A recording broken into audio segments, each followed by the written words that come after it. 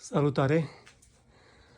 Am montat vata, am pus diblurile, da? Ciupercilele.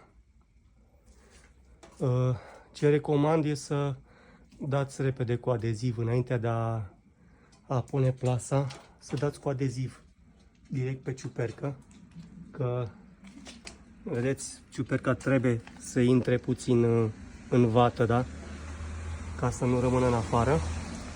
Dați cu adeziv, după care veniți de sus cu adezivul și cu plasa, da?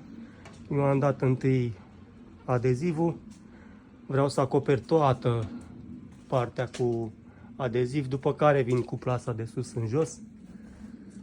Am tras aproape jumate și mi-a intrat o găleată de asta de 25 de kg plină. Mai fac una și dăm înainte. Vă salut!